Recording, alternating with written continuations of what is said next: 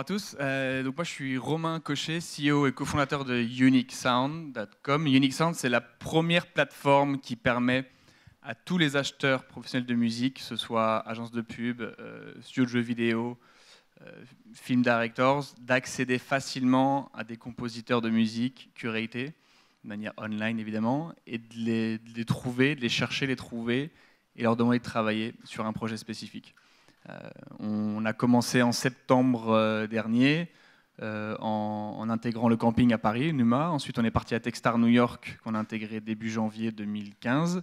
Et il y a 12 semaines, on a véritablement lancé notre produit après avoir cherché le Product Fit. Et en 12 semaines, on a créé un produit. Et aujourd'hui, il y a 550 compositeurs curatés de talents award winners sur la plateforme qui ont leur portfolio. Et des marques comme Vice, L'Oréal, Nissan, Samsung viennent sur UniqueSound pour chercher leurs compositeurs et trouver de la musique. Voilà une ça a été vite donc. 12 semaines, boum. Voilà, c'est ça. Alors avant, il y a eu du travail, mais on s'est mis en mode sprint sur une phase de 12 semaines, en essayant d'appliquer des méthodes, non pas qu'on a lues dans des bouquins, parce que moi, j'ai jamais lu de bouquin sur le lean ou ce type de méthodologie. C'est plus learning by doing, quoi. C'est qu'on a fait des choses, on a testé, on a compris ce qui marchait, on a compris comment on devait aller vite, et on a compris surtout comment avant on perdait du temps. Et on en a tiré quelques tips qu'on essaye de mettre en place au quotidien. Do more faster, vous l'avez vu vite, hein? On va y aller plus lentement quand même. A clear goal. Comment vous avez réussi à mettre ça en place, vous autres? C'est important? C'est une des règles de base? En fait, je crois que le mot-clé pour faire plus vite, plus et plus vite, c'est la simplicité. Et tout ce qu'on va se dire là, en fait, dans les 10 tips, c'est toujours faire simple. Faire simple. Et clear goal, c'est simplement trouver les objectifs qui sont simples, qui sont compréhensibles par tout le monde et qui sont essentiellement, on va dire, uniques, puisque si sur une semaine on se fixe 4 objectifs, on ne va pas y arriver. Keep it stupid and simple. Exactement, toujours. Mais je crois que c'est plutôt l'inverse en fait. C'est plus c'est simple, moins c'est stupide. Mon premier boulot en sortant d'école de commerce, j'ai fait Audencia Nantes. C'était de créer une agence de marketing musical, une agence de pub, et qui aujourd'hui a un bureau à Paris, un bureau à Hong Kong. Moi, je suis plus impliqué dedans opérationnellement, mais mon métier à cette époque-là, c'était faire compliqué pour gagner de l'argent. C'est-à-dire qu'il y avait des marques me payaient cher pour que je fasse compliqué. La start-up, c'est l'inverse. Si on veut gagner de l'argent à la fin de la semaine, il faut faire simple. Donc, j'étais un peu schizo pendant 2-3 semaines au moment du switch. Et voilà, donc tout ce qu'on va se dire, c'est autour de la simplicité. Et ouais, c'est bien plus compliqué de faire simple que de faire compliqué. Je sais pas si, Premier tip, premier truc. Évidemment, faut raisonner en termes de semaines. Raisonner en termes de mois, c'est beaucoup trop lointain, c'est pas concret. Est-ce que vous faites aujourd'hui réellement des plans à un mois? Je trouve que c'est compliqué de faire des plans à un mois. J'en sais rien ce que je ferai dans un mois. En revanche, à la fin de la semaine, je sais où je veux être. Et si on veut garder toute l'équipe mobilisée sur les objectifs, c'est pas leur dire dans 3 semaines ou 4 semaines, il faut qu'on soit à 200 compositeurs. Ça ne fait pas de sens. Il faut leur dire une fois en début de semaine. Dans 1 mois, il en faut 200. Dans 3 mois, il en faut 500. Et dans 6 mois, il nous faut 10 000. Je donne un exemple. Ouais, mais surtout une fois dans la semaine. Et ensuite, en fin de semaine, il en faut 20, par exemple. Et c'est que ces 20-là qui comptent jusqu'à la fin de la semaine. Excellent, parce qu'effectivement, de toute manière, en bout de ligne, on fait tout le monde, on travaille juste les 2 derniers jours à essayer de rencontrer le deadline. Hein. On fonctionne au deadline. Fait que faites-vous des deadlines à minute, finalement. Ça va aller plus vite. Deuxième truc. 2-3 KPI, et encore 3, je trouve que ça commence à faire beaucoup. Encore une fois, moi je parle d'une startup, on est une baby startup. Hein. On a 9 mois, on est encore jeune. Donc une fois qu'on va scaler, évidemment qu'il y aura certainement d'autres KPI qui vont venir s'ajouter. Mais dans un premier temps, il faut essayer de se focus sur le minimum des KPI. Nous, on en a 2 aujourd'hui. Nombre de compositeurs et taux de conversion du funnel. C'est tout, on regarde que ça. Et on a de l'inbound client, on a des choses en parallèle. Évidemment, on ne suit pas les réseaux sociaux, ça n'a aucun intérêt pour aujourd'hui. Aucun intérêt, ça ne déclenche pas du business. Ce n'est pas en phase avec nos objectifs, donc aucun intérêt. On est focus sur 2 choses. On regarde que ça. Par contre, on détaille ça. C'est-à-dire qu'on prend 2 KPI, mais derrière, ils sont ultra détaillés. On sait exactement si on a eu des compositeurs via du call, via du call schedule, via du mail, via du Skype. On connaît exactement le nombre de contacts qu'on a eu avec eux avant de les faire join. On connaît notre taux de conversion de funnel, savoir si on perd des gens après l'emailing, on perd des gens après le call, etc. Mais on ne pourrait pas faire ça sur 10 KPI. Donc on le fait uniquement sur 2 et ça fonctionne très bien comme ça. Ça vous rend plus performant parce que justement, vous êtes focus et vous arrêtez de vous disperser à travers 184 réflexions pour essayer de justifier à des investisseurs ou n'importe quoi. Non, les KPI, c'est ça. Vous embarquez dans notre business, vous embarquez dans notre bateau en tant qu'investisseur, en tant que partenaire. Exactement. Voilà. Et surtout que pour montrer qu'on fait up and to the right, ça ne sert à rien d'en avoir 50, il faut juste en montrer 2. Et dernière chose sur les KPI, c'est pas de cumuler. Si on fait 20 compositeurs en semaine A et 2 en semaine B, on va se dire cool, on en a 22 compositeurs. Ouais, sauf que j'en ai fait 2 en semaine B, j'en ai fait en semaine A, donc c'est que je suis pas sur un bon trend du tout. Donc on fait pas de KPI cumulé. En fin de semaine, on regarde que ce qu'on a fait sur cette semaine, avec l'objectif toujours de faire mieux que la semaine d'avant. Et c'est hyper compliqué finalement de faire mieux d'une semaine à l'autre. Aujourd'hui, on y arrive. Évidemment, à un moment donné, ça va bloquer. Mais l'idée, c'est vraiment d'essayer toujours de faire mieux la semaine suivante que la semaine précédente. Moi, j'ai un truc, c'est low expectation, high result. À chaque fois, j'ai un board, j'ai un conseil d'administration, je leur dis toujours mes KPI. On va avoir, disons, tant de participants à l'événement. Puis là, c'est mon nombre minimum, puis je les descends un peu. Tout le monde est très peu d'attente. Et là, je délivre 5-6 participants de plus, tout le monde capote. C'est un succès. Mais dans le fond, j'avais déjà prévu être. C'est clair, c'est mieux de faire ça que d'être déceptif et de dire j'en ai 10 personnes et je finis avec 5. Quoi. Exactement. Troisième truc. On a banni un truc dans toutes les réunions de travail qu'on fait, c'est-à-dire tous les matins. Moi, dès qu'il y en a un de l'équipe, alors évidemment, la règle de base pour Do More Faster, c'est d'avoir une team extraordinaire. Nous, on est 6 dans l'équipe et c'est vraiment des super gars qui sont très très forts, gars et filles. Quand il y en a un qui parle du day-to-day, il faudrait que je relance une facture. On dit stop, ça ne m'intéresse pas. Évidemment que tu vas le faire, c'est le run de la boîte. Mais ça n'a aucun intérêt dans l'objectif de fin de semaine. Si ça n'est pas en lien avec l'objectif d'avoir 50 compositeurs, 100 compositeurs, 10 clients ou d'avoir mis en place les contrats online pour le produit, aucun intérêt, ça n'intéresse personne. Ça t'intéresse toi, il faut que tu le fasses, c'est ton job, mais je m'en fous complètement. Et aujourd'hui, en fait, on ne se parle plus de day-to-day, on s'en parle quand, typiquement, moi, on me pose une question sur la compta, des choses comme ça, ou du légal, mais c'est finalement peu intéressant et c'est un peu bullshit. C'est facile de se trouver du day-to-day pour trouver une excuse de ne pas faire des grands trucs dans la journée. On peut remplir la journée de day-to-day, on peut remplir... En fait, moi, j'appelle ça de la justification de rien faire. Oui, c'est un peu ça, ouais. Il y a des gens qui parlent, là, ils prennent tellement de temps à expliquer qu'ils ont une facture à faire que s'ils avaient fermé leur gueule puis ils avaient fait la putain de facture, on se ferait beaucoup moins chier dans la vie. C'est ça, ouais, genre j'ai fait 4 mails. Vous aimez ça, le Québécois, hein? Ceci étant, faire un peu de day-to-day, c'est reposant parfois. On passe au deuxième thème, time management. Time management, une semaine, c'est court, donc chaque minute doit être optimisée et on a quelques petites règles, évidemment. La première, c'est le motto général, c'est « make it simple ». Ce qu'on peut faire en une demi-heure, il ne faut pas le faire en 2 heures. S'il n'y a pas besoin d'une réunion, on ne fait pas de réunion.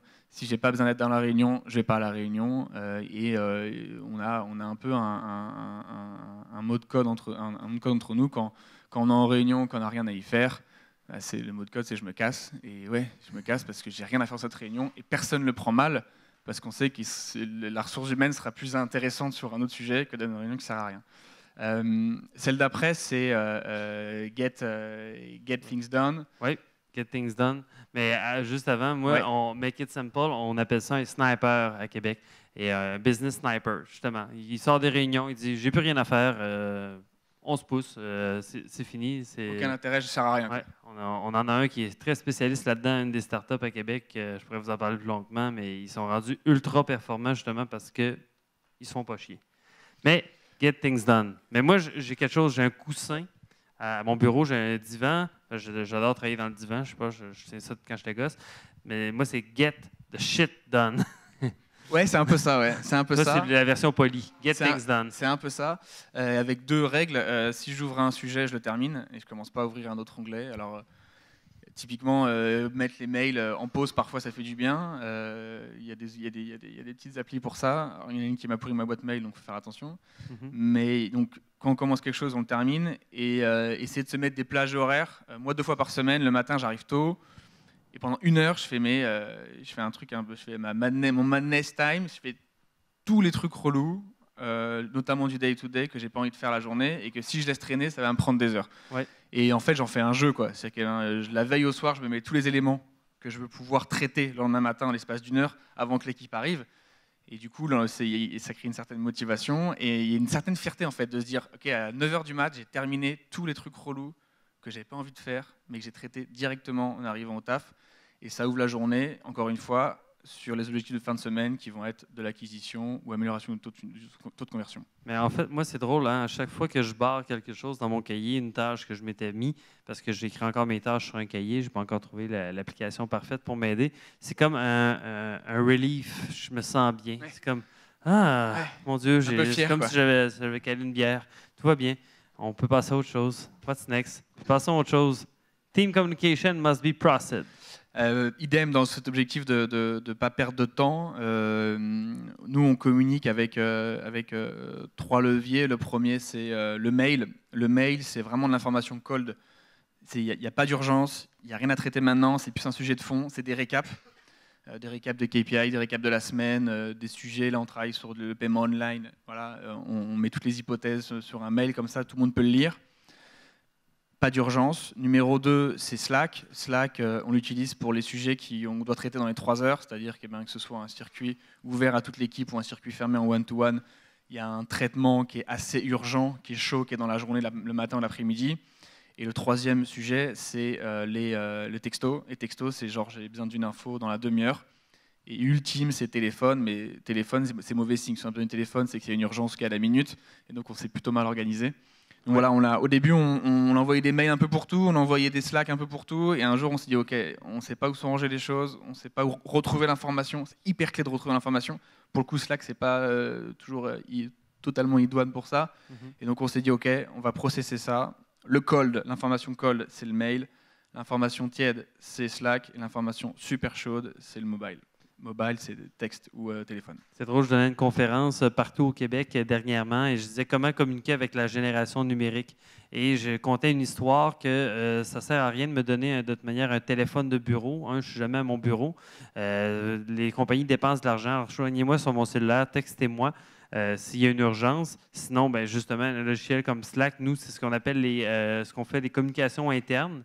Donc, si tu es à l'intérieur de mon organisation, par exemple, j'ai 30 bénévoles qui m'aident à faire le web à Québec, écris-moi pas un mail, là, ça me fait chier de recevoir un mail de ta part. Là. Les emails, c'est pour les communications avec l'externe, les intervenants externes. Tu n'es pas dans mon organisation, je communique avec toi par mail. Et si un jour, il y a quelqu'un qui invente de quoi de plus performant, je vais être preneur. Mais non, par mail, si tu es à l'interne de mon organisation, probablement que je délite ton mail.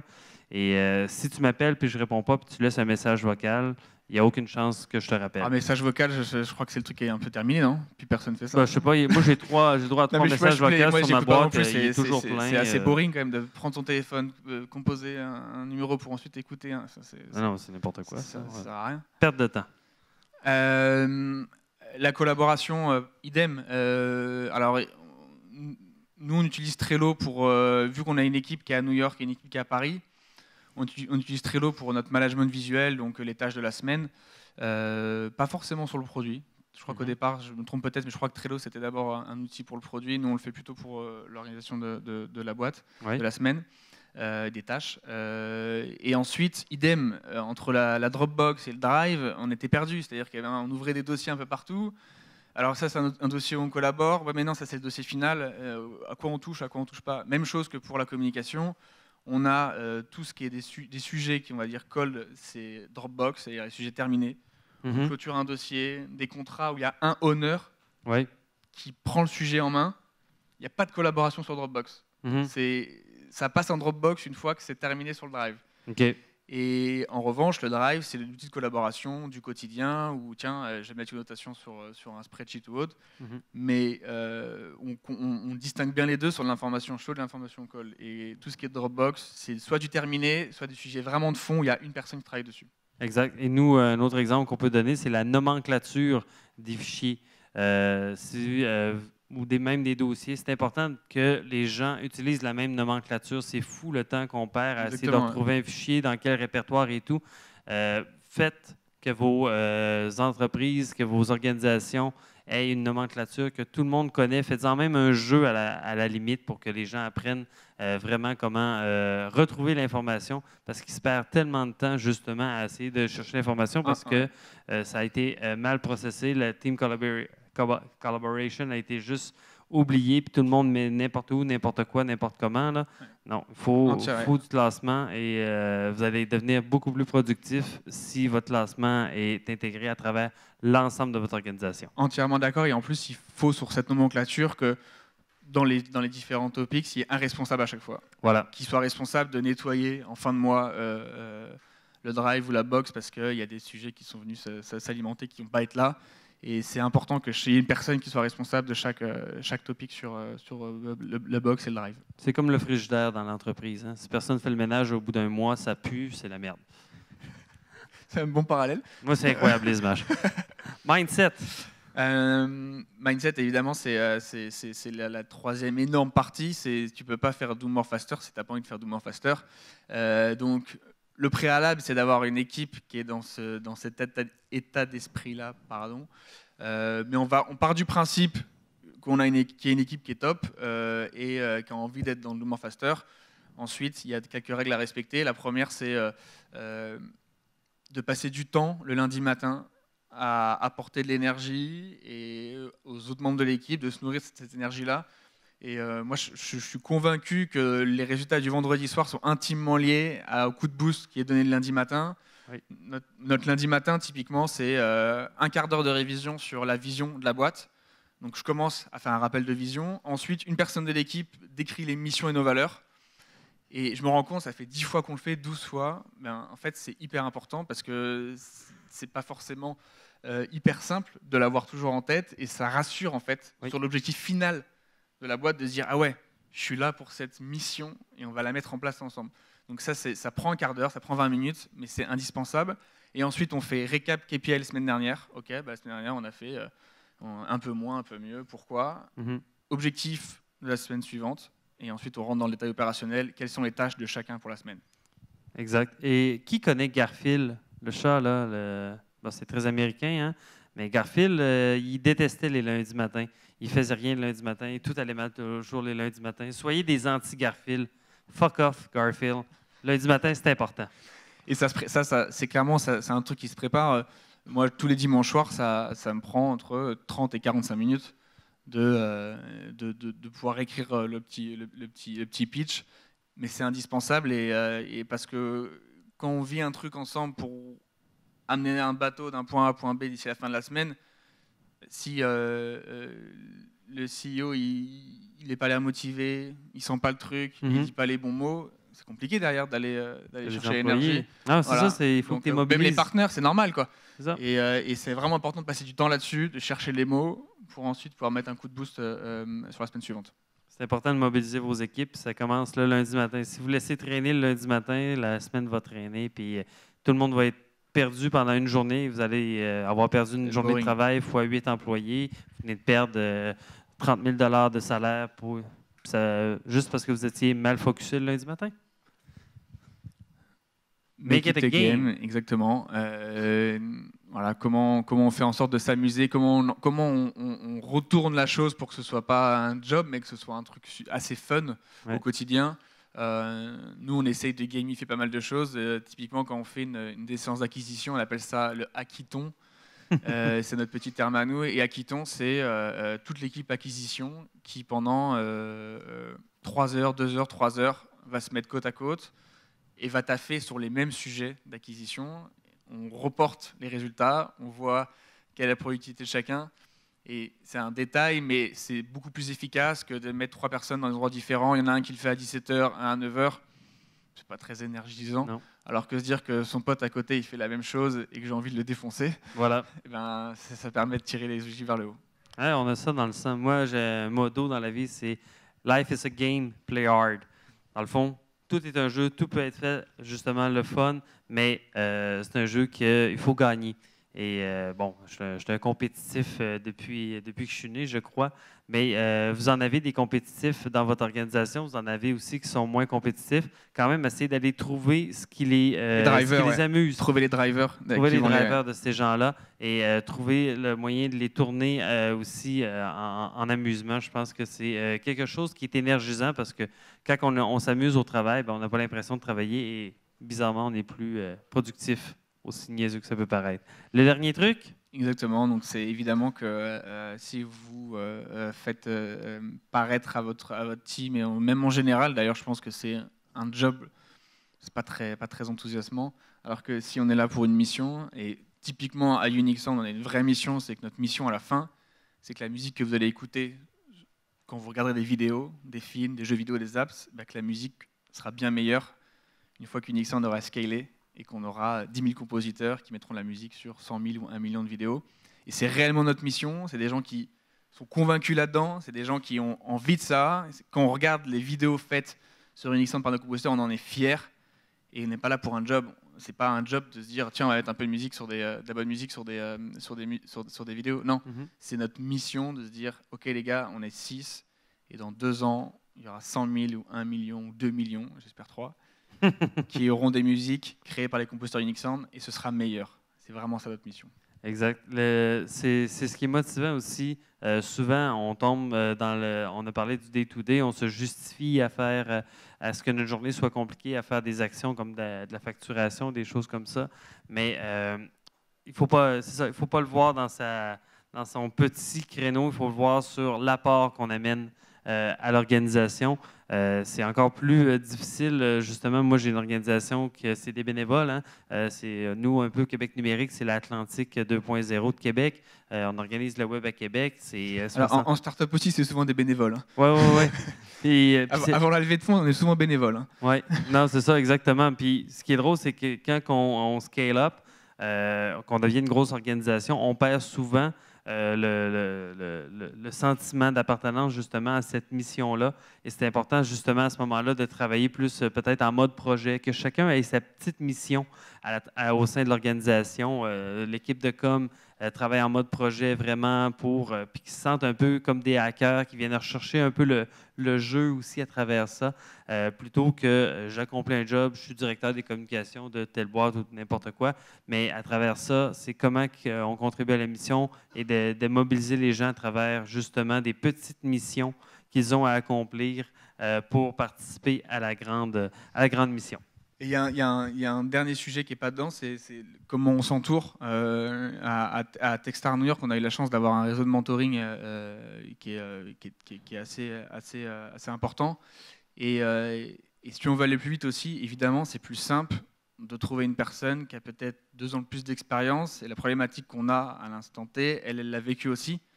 Et évidemment, savoir la solliciter, donc il faut y penser, ça paraît simple, mais je suis sûr qu'il y a plein de sujets sur lesquels vous êtes parfois confrontés, et vous ne pensez pas qu'il y a une personne à une poignée de main qui pourrait vous aider là-dessus. Il faut prendre le recul de se dire ça. Nous, on a fait un mapping de nos mentors, c'est-à-dire que, d'ailleurs, je l'ai mis sur Medium, c'est-à-dire qu'on a nos lead mentors, nos ad hoc mentors et le network, et sur chaque personne, j'ai identifié les sujets sur lesquels ils pourraient nous aider, que ce soit la levée de fonds, que ce soit le produit, que ce soit les questions de paiement online, etc. Donc il faut prendre un peu de recul là-dessus, regarder tout l'écosystème autour de nous qui va nous permettre à un moment d'aller plus vite parce que la réponse, on l'aura facilement, on fera un partenariat, on accédera à la bonne personne. Donc voilà, dernier type supplémentaire, c'est le mentoring et le network, comment leverager le network qu'on a pu créer autour de soi. Excellent. Donc j'espère que ça a été assez vite, mais assez concret pour vous aider. Et écoutez, do more faster, do it simple. Make it simple. Merci.